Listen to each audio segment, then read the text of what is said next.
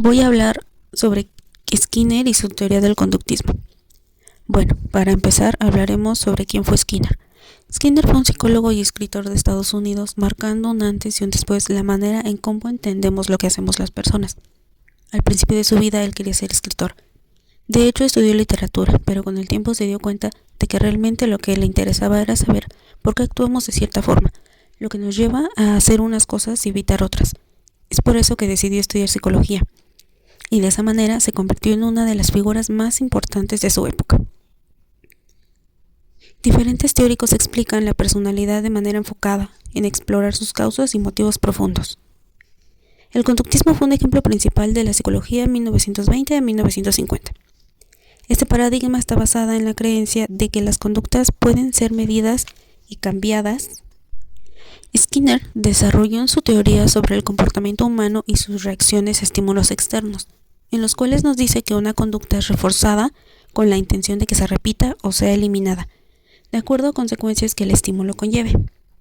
Esta teoría está basada en la idea de que los eventos relacionados con el aprendizaje cambian nuestro comportamiento y nuestra manera de actuar. Esto lo lleva a decir que son resultados de la respuesta a estímulos que experimentamos o bien la respuesta viene con el estímulo que recibimos. Estos estímulos pueden ser positivos o negativos. Nuestro ser tiende a repetirlos o exterminarlos permanentemente.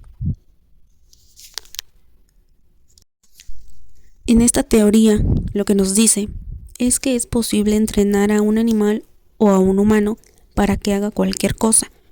Como resultado, la persona que tenga el control de todo esto va a tener el poder de regular la conducta humana, al igual como el que controla la conducta de un animal en un laboratorio.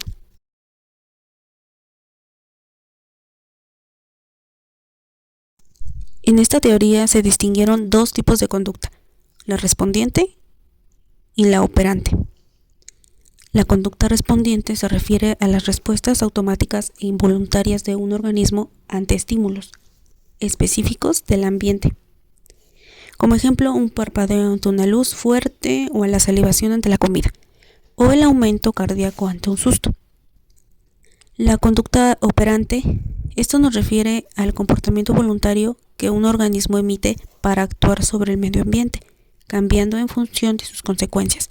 Como ejemplo, se tiene que estudiar para tener una buena calificación, que es el esfuerzo positivo, o bien ponerse el cinturón de seguridad para detener el pitido del carro, que es el refuerzo negativo. Experimento de laboratorio. Skinner hizo una investigación con una rata para controlar, modificar y moldear la conducta de esta. Skinner metió en una caja a este roedor sin alimento, sin tener ninguna acción, o sea, sin responder a ningún estímulo en específico. Dentro de esta caja hay una palanca pegada en la pared y en cualquier momento la rata bajará dicha palanca. Como consecuencia le dará una bolita de alimento. Esta conducta que se observó en la rata se realizó sobre un entorno, pero no lo alteró porque ahora el entorno incluye la bolita de alimento. Como consecuencia de lo que se observó con la rata de Skinner, decidió investigar programas de reforzamiento para poder controlar la conducta de manera efectiva. Probó los siguientes programas: intervalo fijo, razón fija, intervalo variable y razón variable. Lo siento, Sheldon, casi Como me siento en tu ejemplo lugar. tenemos la ¿En teoría serio? del Big Bang, No lo había notado. Sheldon y Penny. Toma un Cuando chocolate. Penny hace algo que Sheldon aprueba, como por Gracias. ejemplo servirle café correctamente o no hablar, Hola, Kim. él le da un ¿Sabes chocolate qué? como Espera un segundo, recompensa. hablaré desde el pasillo. Sheldon utiliza el refuerzo positivo, que es el chocolate, para moldear la conducta de Penny, demostrando cómo una consecuencia agradable aumenta la frecuencia de una conducta.